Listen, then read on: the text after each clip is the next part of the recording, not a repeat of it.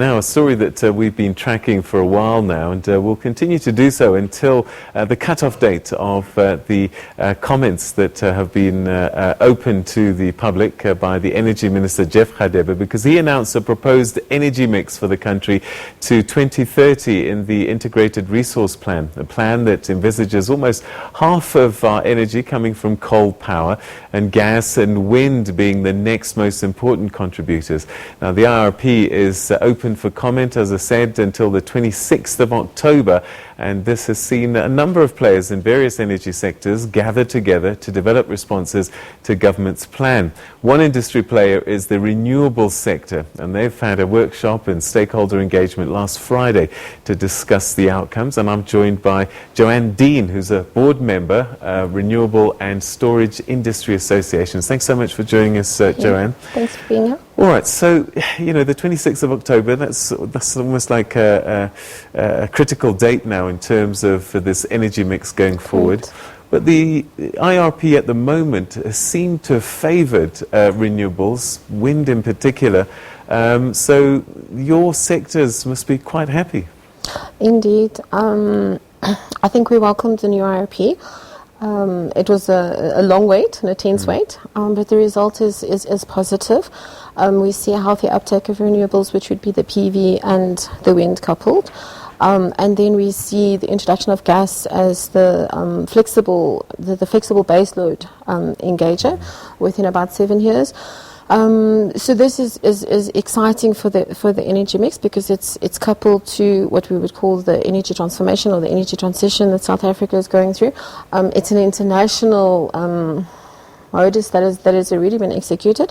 It's a global, expectation, and you know, South Africa is aiming to become a global player. We need to get up to that standard. It does see the decommissioning of the coal. It's obviously a heated topic in the public at these days. But the reality of it is that the coal has to decommission. It is not being forced by the renewable sector to decommission. It's just that the coal stations, I think we have got 18,000 gigawatts planned decommission submitted by Eskom. So you've got the exit of one, and you've got the entry and adoption of the other topic. We'll talk about some of the consequences of that just now, but I know that on Friday you gathered together as industry sectors in the renewable sector, and I just wonder, what were the outcomes? What are you going to likely respond to the Minister's IRP document in its draft form at the moment? On the IRP document, we're very satisfied. We do have concerns that the front end is still represented with coal. A lot of the issues that were discussed there are the burning issues which are in the public domain now. The Medupi Kasili, whether it would be viable to continue, because that would already bring the load demand forward.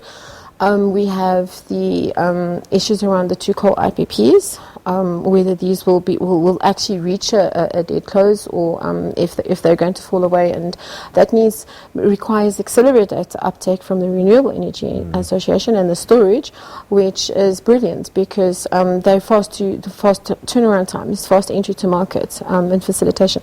The biggest point that I need to highlight is, and this is something that everyone appreciated from all sectors and nobody can contest, is the fact that the least cost-based scenario of the IRP is actually represented by the renewables.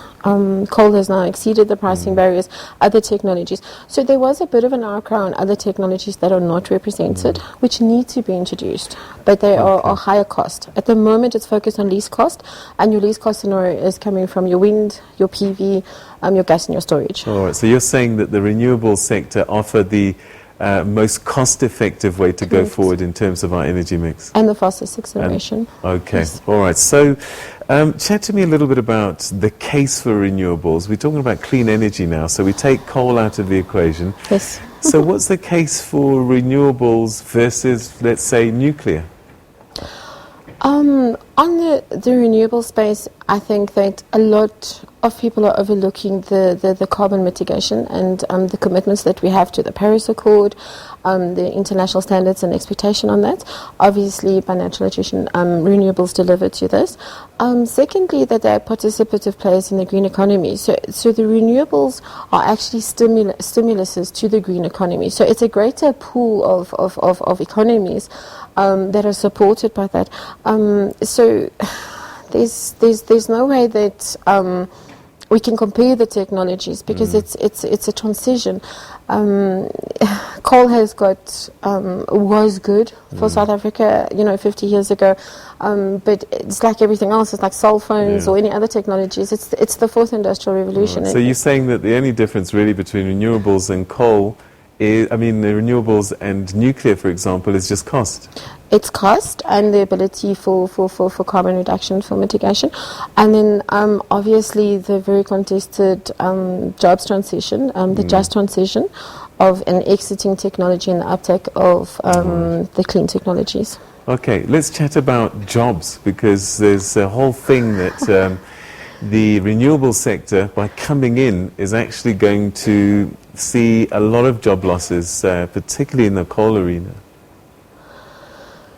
Yes, I think there's a lot of varying opinions in the marketplace, and one of my burning sort of desires in this industry space is to get the stakeholders together around a table and keep them around a table until we thrash it out.